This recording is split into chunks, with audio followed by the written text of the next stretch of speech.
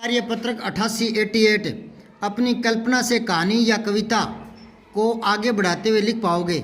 ये जो तिरछा डंडा है ना, इसको अथवा बोलते हैं, ठीक है ना। दो में से एक शब्द होता ना, तो इसको पढ़ेंगे क्या है, तो ये चिन्ह पर पढ़ेंगे क्या, पढ़ेंगे यूं कहानी या कविता, ठीक है ना। या इसको क्या बोलेंगे, डंडे को या बोलेंगे।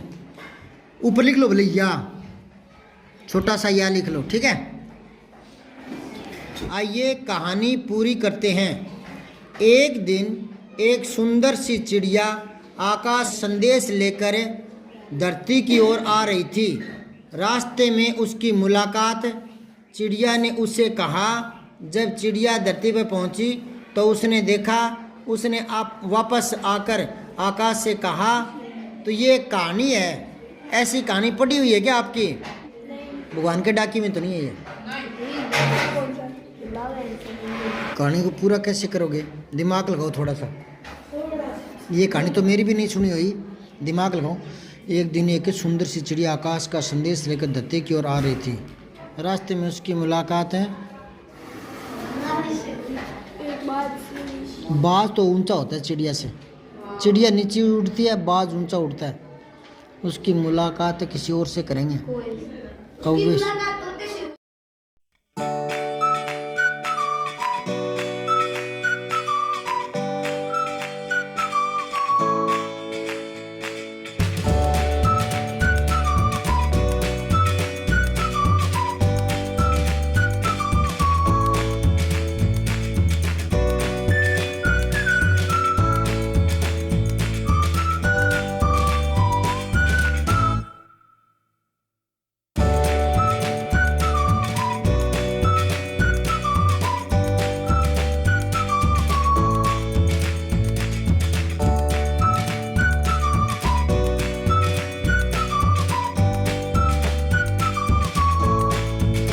एक बार नीचे वाले देखो, पढ़िए और हंसिए।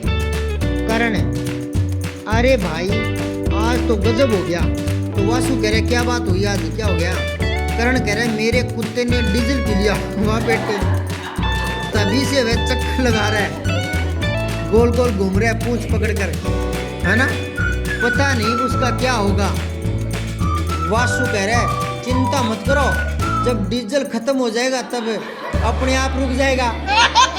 डीजल खत्म हो जाएगा तो हाँ, ये हंसी मजाक के चुटकुले हैं।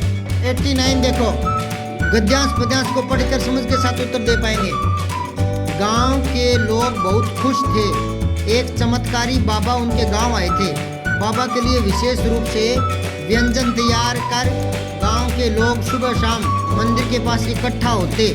अब ध्यान से सुनो, ये शब्द आया कि व्यंजन, हाँ भोजन, एक अर्थ और है इसका व्यंजन, जो है ना स्वर और व्यंजन, क ख ग है ना, क ख ग ये व्यंजन होते हैं ना, तो उनको भी कहते हैं। तो एक शब्द के दो दो अर्थ निकले तो उनको बोलते हैं अनेकार्थी शब्द। क्या बोलते हैं? एक दिन मैंने बताया था, जैसे आम, आम्र को बोलते हैं मैंगो, और एक होता है सामान्य, मैं आम आदमी हूँ, मैं सामान्य आदमी हूँ। ऐसे ही कोई और शब्द बता सकते हो जिसके दो दो अर्थ, तीन तीन अर्थ निकलते हो? कर, कह रहे कर, कर होता है हाथ, कर होता है किरण, कर होता है हाथी की सूंड, समझे ना। और कर होता है करना, उसने अपना काम कर लिया, करना, है ना। एक कर होता है टैक्स, सरकार को कर चुकाना है, टैक्स, समझ गए क्या? ऐसे शब्दों को क्या कहते हैं? अनेकार्थी। अरे वो अंग्रेजी है, लड्डू। ये कह रहा है वीक यानी सप्ताह, वीक यानी कमजोर, वो अलग अलग है। वो है WWK और WEAK, इसे तो बस वो ध्वनि देख ली, और वो भी अंग्रेजी के अलग अलग शब्द है वो तो। अब देखो आगे, जब यह बात तेनालीराम को पता चली तो उसे लगा कि दाल में कुछ काला है। ये दाल में काला होना, इसका अर्थ हो गया संदेह की स्थिति होना। लिख लो ऊपर, से ऊपर बिंदी, दे है संदेह की स्थिति होना, है ना। दाल में काला होना, संदेह की स्थिति होना, ये याद रखना। अगर कोई चीज़ का कन्फर्म नहीं हो ना, कुछ गड़बड़ होने की आशंका हो, तो हम क्या कहते हैं? दाल में कुछ काला है, समझ गए। तो तेनालीराम को क्या बात पता चली बताना, कि कोई बाबा आए हुए हैं। क्या बात पता चली? गांव में कोई बाबा आए हुए हैं, चमत्कारी बाबा। कौन? वह मंदिर गया और बाबा के पास बैठ गया। कौन गया मंदिर? हाँ, तेनालीराम। बाबा ने मंत्र का जाप आरंभ कर दिया। तेनालीराम ने देखा कि बाबा एक ही मंत्र को बार बार दोहराए जा रहा है। तेनालीराम को पता चल गया कि वह बाबा डोंगी है, उल्लू बना रहा है, ढोंग करता है। डोंगी में मूल शब्द क्या है? डोंग, और प्रत्यय क्या है? ई।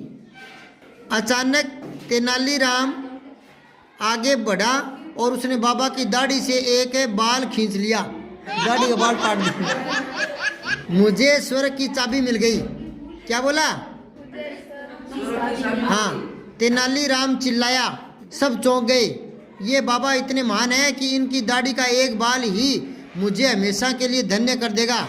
तेनालीराम ने कहा। तुरंत ही बाबा की दाढ़ी का बाल पाने के लिए भागदौड़ मच गई। और सोचे कि इतना कीमती बाल है, तो सारे भागे दाढ़ी का एक एक बाल चुगने के लिए। भयभीत होकर बाबा अपनी जान बचाकर भागा और लौटकर कभी वापस नहीं आया। देखो प्रश्न देखो, तेनालीराम को कैसे पता चला कि बाबा ढोंगी है? क्या देखकर पता चला? एक मंत्र बार बार पढ़ रहा था। तीसरा, इनमें से तेनालीराम के बारे में क्या कहा जा सकता है? चतुर और बहादुर। चतुर लेकिन कमजोर, चालाक, घमंडी। बै है इसका, बै। चतुर और बहादुर। कैसे? चतुर तो इसलिए कहेंगे क्योंकि वो पहचान गया, और बहादुर इसलिए कहेंगे कि वो डरा नहीं। और कोई होता तो वे साधु महात्मा के से डर जाते कि वो श्राप दे देगा, शाप दे देगा ना, इस तरह से। अब आ गया हो, जब तेनालीराम को ये पता चला कि बाबा ढोंगी है, तब उसने क्या किया? बाबा की दाढ़ी का एक बाल खींच लिया। ठीक है। फिर अगला, मुझे स्वर्ग की चाबी मिल गई।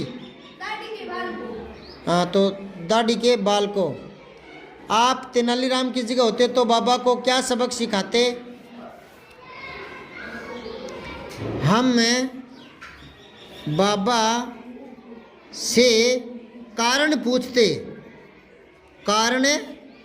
पूछते कि एक मंत्र बार बार पढ़ने की वजह क्या है? बस। क्यों पूछेंगे कारण भाई? कारण इसलिए पूछेंगे क्योंकि हो सकता है कुछ मंत्र ऐसे होते हैं जिनके बार बार जप करने से, है ना, और वो फलित होते हैं। ऐसे ही फलित नहीं होते। जो संत महात्मा है ना, योग तप करते थे ना, मंत्र उच्चारण करते थे, तो उनमें शक्ति होती थी।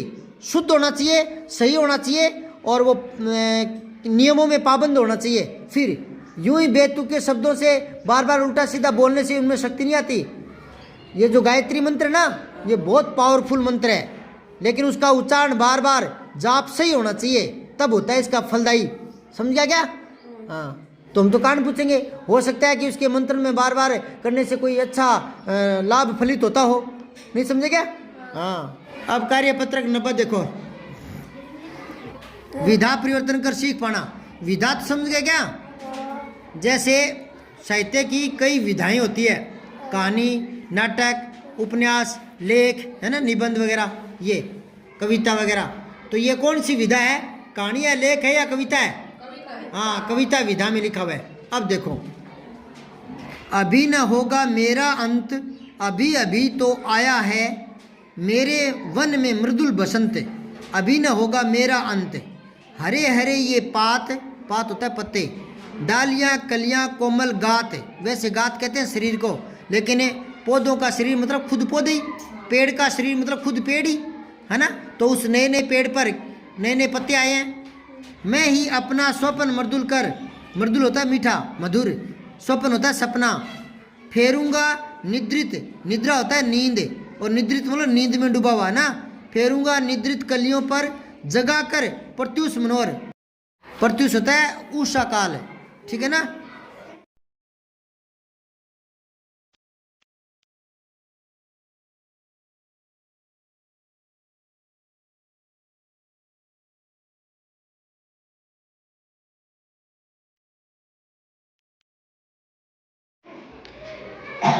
अब देखो क्या कह रही है। ऊपर लिखी कविता को ध्यान से पढ़िए। पढ़ लिया। इसकी पंक्तियों को हम इस प्रकार लिखेंगे। अभी न होगा मेरा अंत,